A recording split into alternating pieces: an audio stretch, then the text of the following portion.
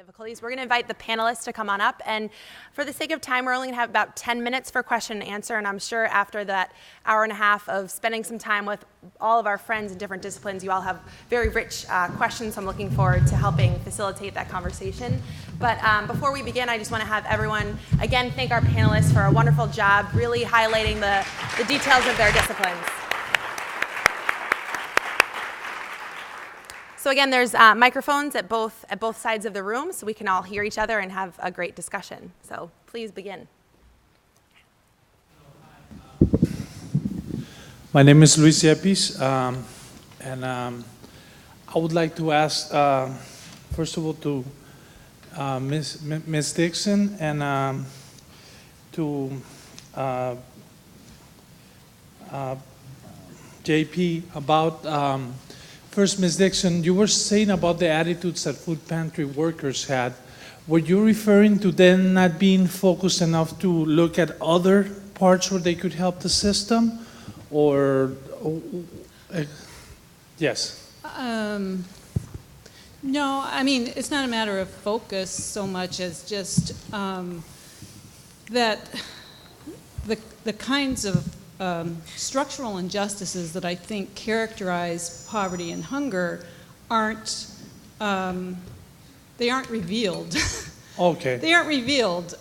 There's a kind of opacity in a lot of charity work that it's not by virtue of something wrong with the person who's working. It's just that kind of information is not worn on the sleeve of the person who has to visit the food shelf, right? And if you did want more information and you tried to get it by talking to an individual person, why do you need food? You might not even understand how those structural conditions jointly constrain not just this one person, but a subpopulation of people. Oh, beautiful. So, right, so there's a kind of opacity of information that I think is the deeper explanation for the plight of people who are hungry and need to be there. And what do you mean is a deeper understanding of the people that we're serving, right? A deeper explanation for why people are hungry. Okay. Yeah, that isn't attributable to misfortune, bad luck, a kind of deficit in their own responsibility to care for themselves or something like that. That's the default explanation of poverty and hunger, but there's something else that's more fundamental that's not revealed ordinarily to most of us who do that or are interested in helping people who are food insecure. And one more question for actually JP and the whole panel, if you guys have any comments.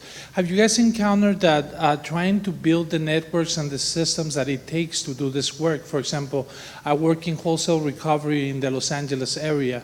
What I do is I pick up large donations from wholesalers and I distribute it among food banks.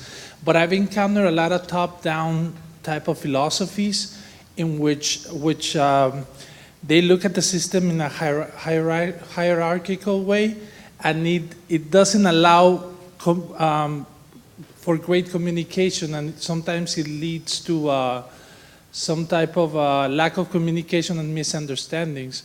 I was looking at JP's model, and that it struck me that what I need to do is I need to reorganize the thinking of the people that I work with, but I'm still trying to find the balance to do that. Do you guys have any comments about what you guys have encountered in your leadership roles in regards to dealing with true collaboration instead of having to go through the hoops of dealing with the top-down type of system? I guess coming from my research in Denver, a woman who works does community advocacy there, but also has recently hopped on the Food Policy Council. She noted that people who work in hierarchical relationships tend to think of things in terms of binaries. So if you can kind of, even simple, like, you saw a spider diagram today, concentric circles, anything that's not rectilinear, straight lines, just simple sketching exercises, sitting down, even a napkin sketch, helping people to kind of get outside of the binary mode of thinking and into a more kind of relationship mode of thinking could possibly be helpful. I mean, you don't have to have any fancy tools, just pen and paper and asking questions about how they think about things maybe could open up the dialogue. Anyone have thoughts? I was just going to say that I think it's not always a top-down or directional challenge to communication. I had the opportunity to sit down and talk with a farmer who sells to a couple of local schools in my area, and she was talking about how one local school had recently started purchasing from her, but prior to this year, that school had only felt comfortable purchasing online, and that's how they were used to doing business. And it was the hardest thing to get the food service person to pick up the phone and make an order and feel comfortable that when the farmer, because they're local, showed up at the doorstep at 6 a.m. on Monday morning with the produce, that she could then place a new order. And it just wasn't the way she was used to doing things. And so I think that communication can be challenging regardless of the directionality of it. Okay, so we have time for, thank you. One last question. Yeah. So this is for JP. Could you just say a few words about the context in which you're doing this design work? Are you currently a CMU student?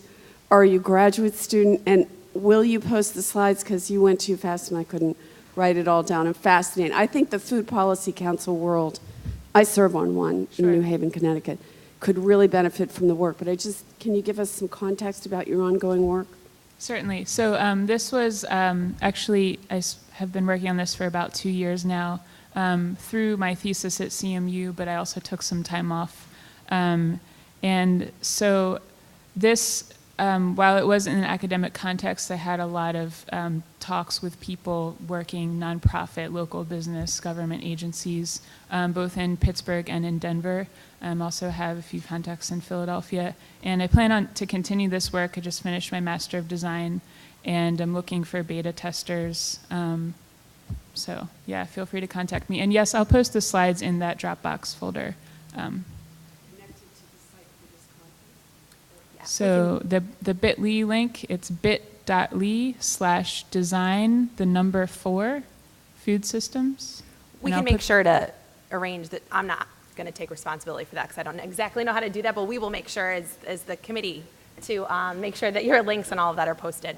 I'm not exactly say how yet, but it will be done magically. Okay, well we're out of time for the question and answer, but I'm sure the panelists will be more than happy to entertain questions potentially in the happy hour after this is all done with you individually about their work. So please again, join me in thanking them for talking about each of their fabulous projects.